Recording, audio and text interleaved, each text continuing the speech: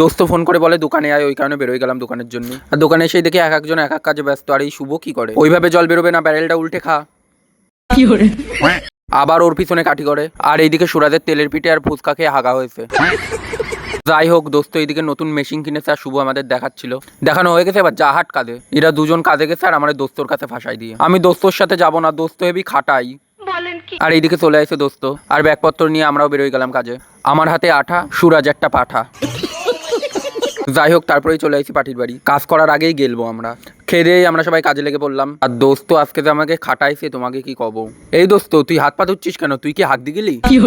যাই হোক তারপরে আমরা এখানকার কাজ কমপ্লিট করে চলে গেলাম সৌরভকে কাছে। এর কাছে আশা লাগতো না, কিন্তু এরা সে মাল ভুলভাল করে ফেলাইছে, ওই কারণে আমরা এসে আবার ঠিক করলাম। নেও চলো, একখান মাল শর্ট পড়িছে, ওই কারণে আমরা আবার দোকানে এসে নিয়ে গেলাম। আর এই মালটা লাগাতে পারলি আজকে আমাকে ছুটি।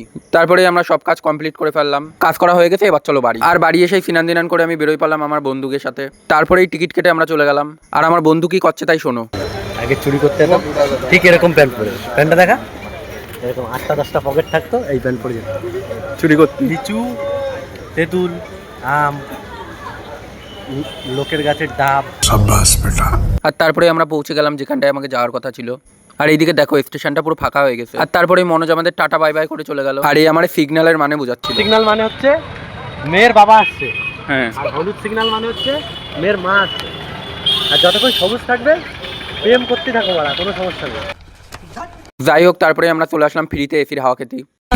না ফ্রিতে হাওয়া খাইনি, আমরা কিছু কেনাকাটাও করেছিলাম। আর এইটা করে কি? এ ভাই তুই এসব বন্ধ কর, চল খিদে পাইছে। আর এইদিকে খাতি চলে আইছি। কিন্তু অশিক্ষিত বই একটা ধরেছে, ভালো তো বুঝে না, তাও মেরুটা ধরে শুধু নাচাচ্ছে, পড়ার কোনো ক্ষমতা নেই।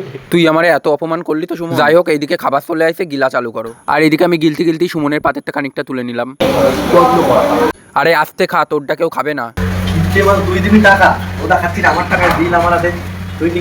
যা খুশি বল, আমার গায়ে লাগে না। আর তারপরে আমরা সবাই বাড়ি চলে আসলাম। আর এই চুড়িদারটা দিদির জন্য কিনেছিলাম, তাই দিদিরে দিলাম। আর দিদি তো খুব খুশি হয়ে গেল। যাই হোক আজকের ভিডিওটা এই পর্যন্ত। যদি ভালো লাগে লাইক কমেন্ট শেয়ার।